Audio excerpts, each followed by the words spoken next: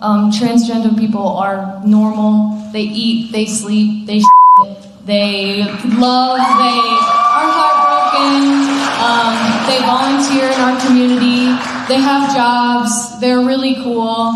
I think it's pretty unfortunate the way social media and, you know, fake news makes us think they're something that they're not, but there's a lot of really awesome transgender people in our community, and I would encourage you to enjoy their art, talk to them, get to know them. Maybe it takes a little getting used to because we're indoctrinated to think certain things, but you are smart and you have a heart and you can get used to it. So thank you. What do you, just if you know, okay. I guess my question, if anybody wants to answer it, is, what do you mean by normal? I guess that's the real question. To say transgenderism is normal seems to undercut the transgender ideology. Because if you look like you're a man, and then you go in, as maybe say at a young age, encouraged by your teachers, and you're told that you have to have invasive surgical procedures to castrate yourself, to remove parts of your body, to advance bone disease, to increase your likelihood of anxiety and stress and suicidality, that seems extraordinary. That seems at the very least like something that we would call abnormal. So I just wonder what is even meant by that. Furthermore, I guess I would ask, what is even meant by a transgender person? My argument, and the argument of conservatives, as far as I can tell, is not that transgender people are bad. It's that there is no such thing as a transgender person, because transgenderism is a false anthropology that gets a fundamental aspect of human nature wrong.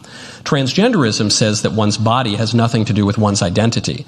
This is a novel idea. No people have ever really believed this for human history, and there doesn't seem to be much evidence for it. So I guess the question that I would raise is, on what basis are we now all to throw out our previous beliefs?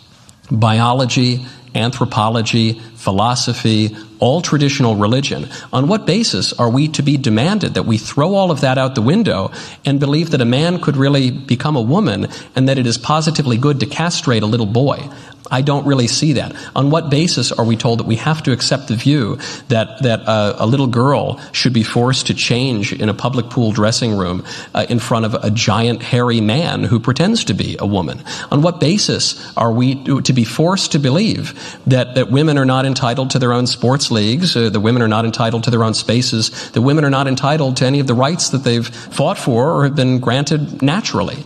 It all sounds well and good when you say, you know, be nice to the poor transgender people, but nobody's suggesting being cruel to anyone. We're asking what it even means to be transgender, and I think it's very telling that the young woman who made her emotional plea against all of the conservatives, those mean conservatives who believe what everyone else has believed about human beings for all of history, I think it's very telling that she ran away before she could answer any of those questions, because there's no answer, there's no basis for it, and the legitimate rights of people are being destroyed because of an ideology that doesn't help anybody.